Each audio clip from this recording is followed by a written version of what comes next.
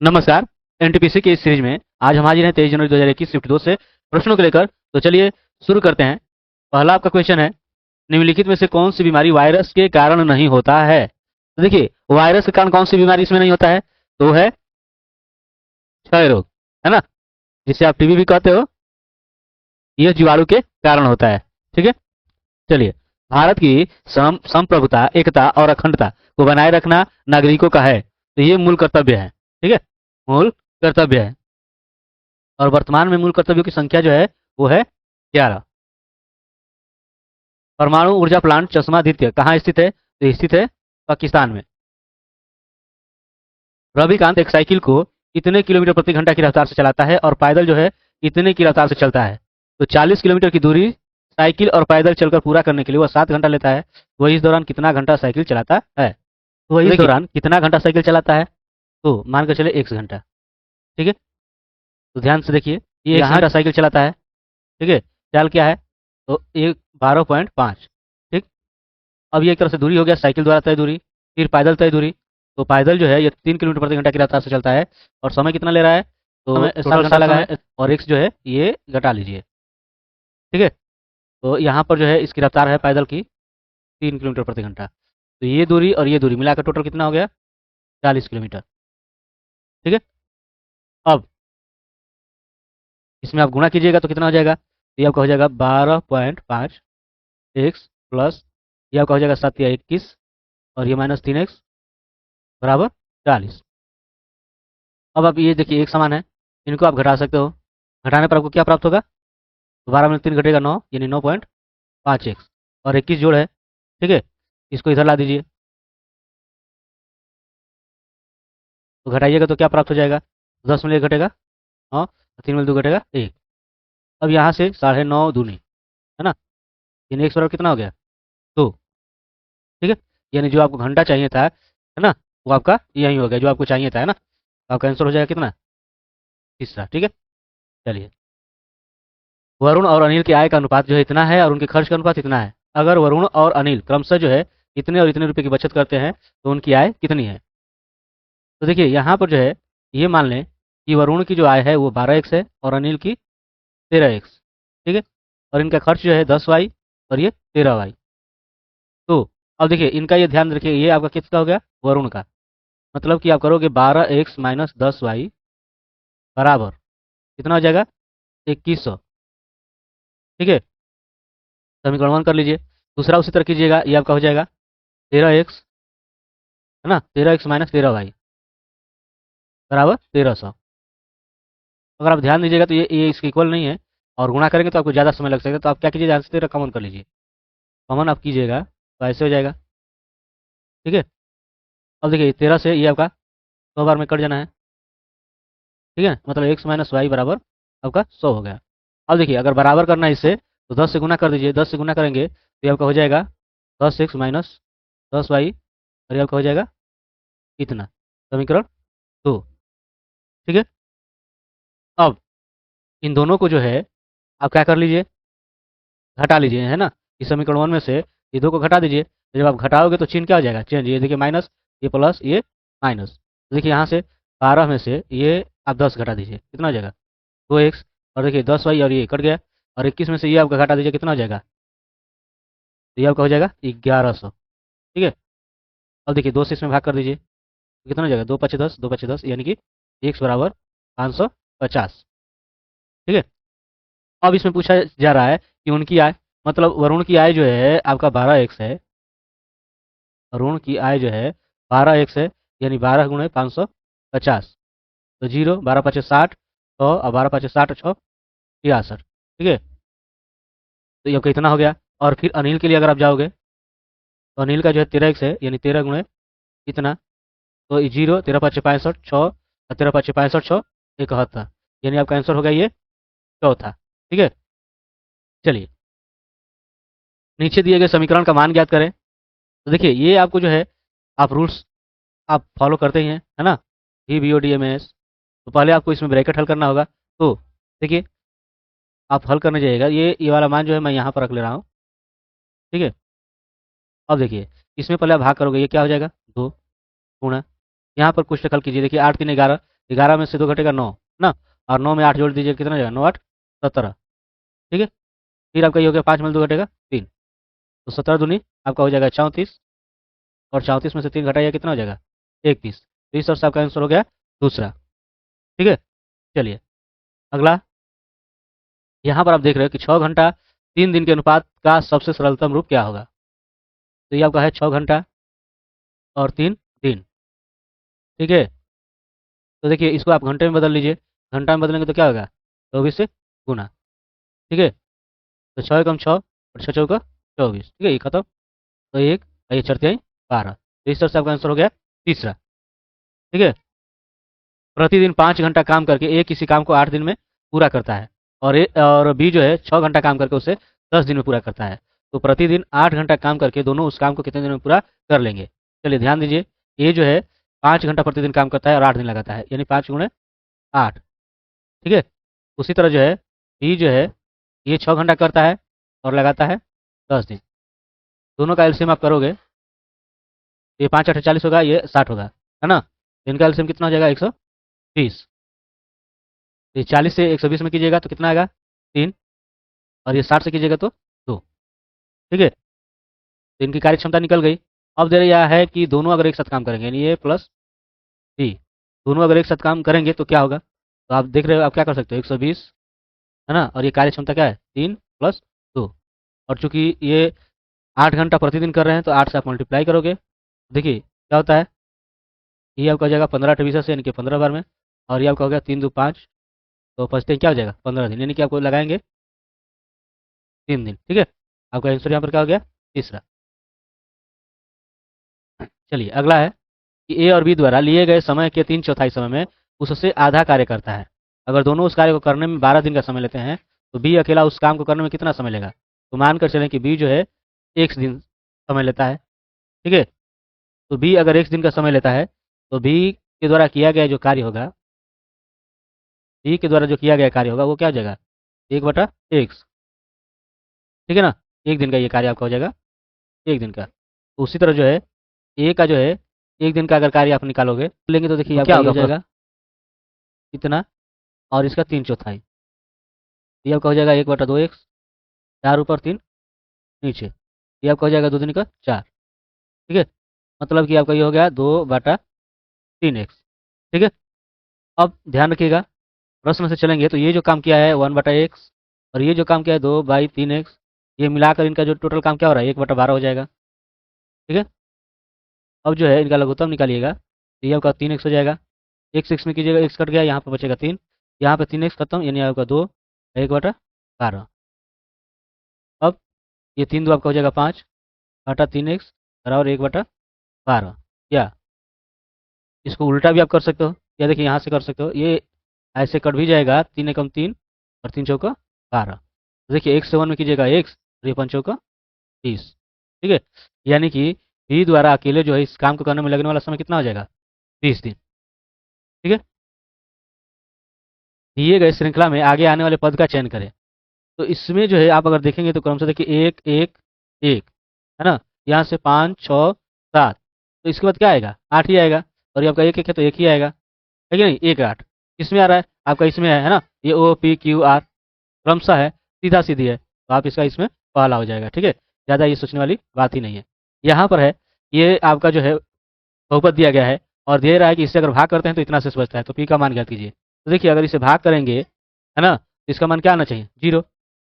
ठीक है, या ध्यान रखिए कि जो भाग करते हैं जो बचता है आपका शेष होता है, तो वो शेष इसके बराबर हो जाएगा। तो देखिए यहाँ पर x माइनस 1 है, 0 के बराबर कर लीजिए तो x बराबर क्या हो जाएगा 1, मतलब कि x की जगह पर आपको क्या रखना होगा, 1।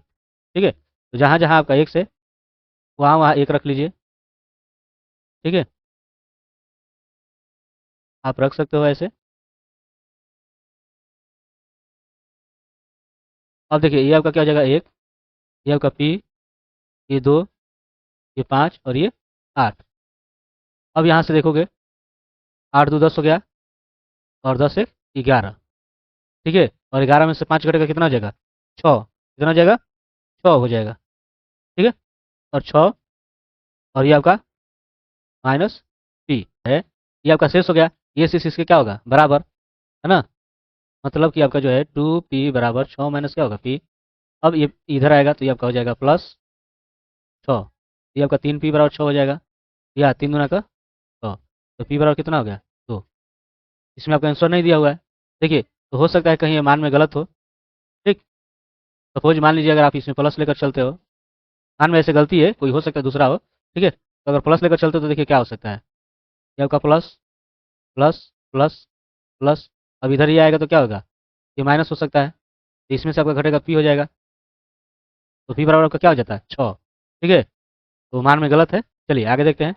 और ध्यान ध्यान रखिए, ऐसे सवाल रहे तो आप ऐसे बना सकते हो। ठीक है, वर्ष 1917 में महात्मा गांधी ने निम्न में से किस व्यक्ति के निमंत्रण पर चंपारण की यात्रा की। वो थे राजकुमार शुक्ल। ठीक है, समयुक्ता युद्ध से संबंधित एक इलेक्ट्रॉनिक कार्यक्रम है जिसे भारत द्वारा संयुक्त रूप से और भारतीय सेना द्वारा विकसित किया गया था। तो ये किया गया था डीआरडीओ के द्वारा। ठीक है, एक आदमी जो है 12,000 रुपया एक वॉशिंग मशीन खरीदता है 12,000 रुपये में, और वो पहले 2,000 रुपये भुगतान करता है। तो ध्यान रखिए, 12,000 रुपया में खरीद रहा है और 2,000 रुपया भुगतान कर दे रहा है, कितना हो गया तब, बचा 10,000। ठीक है, अब 10,000 का ये जो है समान हो गया। ठीक, और एक साल बाद जो है वह 10% प्रति वर्ष के हिसाब से ब्याज देता है। तो वॉशिंग मशीन के लिए वह कितना पैसा भुगतान करेगा ये आपको बताना है। अब देखिए, तो एक वर्ष के बाद जो आप ब्याज निकालिएगा तो क्या हो जाएगा, जो मूलधन आपका है 1,000 10,000, और गुणे समय जो आपका 1 है और 10 है, और बटा हो जाएगा 100। 0,0,0,0, यानी कि आपका 1,000 हो गया। ठीक है, तो उसने टोटल कितना दिया हुआ है, तो देखिए ध्यान रखिएगा, ये आपका हो गया 10,000, फिर ये 2,000 तो पहले दे दिया है, फिर दिया 1,000, तो कितना टोटल हो गया, तो 10 2 12 1 13, है ना। तो ये हो गया 13,000। आपका आंसर हो जाएगा पहला। ठीक है, ऑटोमोबाइल में दूरी को मापने के लिए क्या लगा होता है, तो लगा होता है ओडोमीटर। ठीक है, यहाँ पर है 30 रुपये में 50 आम बेचने पर किसी व्यक्ति को 10% का नुकसान होता है, तो 28 रुपये में कितना आम बेचेगा कि ताकि उसे 30% का लाभ हो। तो देखिए, इतने में अगर बेचेगा तो 10% का नुकसान हो रहा है। मतलब अगर यहाँ पे एक आम के लिए जो है हम क्रयमूल्य अगर निकालेंगे तो क्या होगा। ठीक है, एक जो है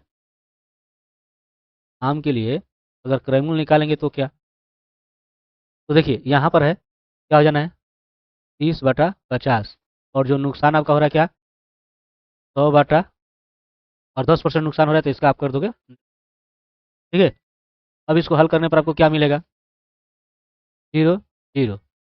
ठीक है, 0 0, ये आपका हो जाएगा 3 तिहाई 9, 5 दूनी 10। ठीक है, तो इस तरह से आपका मान हो गया 2/3। ठीक है, अब एक आम का जो है आप ले लीजिए विक्रय मूल्य। तो विक्रय मूल्य अगर लीजिएगा तो कितना आपका है, ये 2/3 आपका हो गया, और इस पर कितना परसेंट का लाभ, 20% का लाभ, यानी कि 120/100। ठीक है, तो देखिए ये 0 0। ठीक है, और 2 से 2 5 आपका 10, 2 6 12, 3 दूनी 100। तो इस तरह से आपका हो जाएगा ये 4/5। ठीक है, ये एक आम का विक्रय मूल्य था। ठीक है, अब आपको देना कि 28 रुपये में कितना आम बेचेगा। ठीक है, 28 रुपये में कितना आम बेचेगा, तो आप 28 में और ये जो एक आम का विक्रय मूल्य है उसमें आप क्या कर सकते हैं, भाग। ठीक है, तो जब आप भाग करोगे तो देखिए क्या हो जाएगा, ये आपका चला जाएगा 5 ऊपर और 4 नीचे, तो 4 7 28, तो 7 बचे कितना हो जाएगा 35। तो इस तरह से आमों की संख्या कितनी हो जाएगी 35। ठीक है, भारत में संवैधानिक प्रमुख कौन होते हैं, तो वो होते हैं राष्ट्रपति। ठीक है, अनुच्छेद 79 के अनुसार। ठीक है, इस बात को आप ध्यान में रखिएगा। अगला है, इनका जो है मान ज्ञात करना है। चलिए ध्यान से देखते हैं। तो साइन थीटा का मान, साइन 30 डिग्री का मान कितना होता है, तो आपका होता है 1/2, प्लस cos 60 डिग्री का मान कितना होता है, तो आपका होता है 1/2। अब साइन 180 डिग्री का मान कितना होता है, तो होता है आपका 0। ठीक है, यहाँ से ये कट गया, तो आपका बचा यहाँ पर 1, ये आपका हो गया 5/2, ये आपका हो गया 0। 0 का तो काम समाप्त। यहाँ से आप कर सकते हो 2 एकम 2 और 2 5 7, आपका आंसर हो गया दूसरा। किसी समांतर चतुर्भुज की आसन भुजाएं इतनी है, अगर दोनों के बीच का कोण इतना है तो उस समांतर चतुर्भुज का विकर्ण कितना होगा। देखिए, अगर इस तरह से मान दिया रहे, अगर आपको विकर्ण निकालना हो तो आपका सूत्र क्या हो जाता है, तो आपका हो जाएगा करणी में आसन भुजाओं के वर्गों का योग, है ना। यानी कि आपका आसन भुजा ये है तो इनका वर्ग, ठीक है, हो जाएगा माइनस प्लस 2 ये 4a इंटू आपका हो जाएगा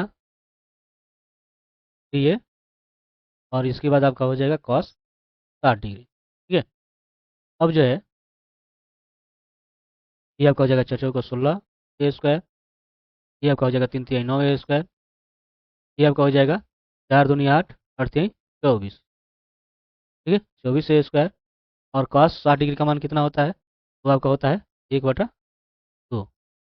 तो देखिए 2 से आप कटा सकते हो, है ना, 12 हो जाएगा।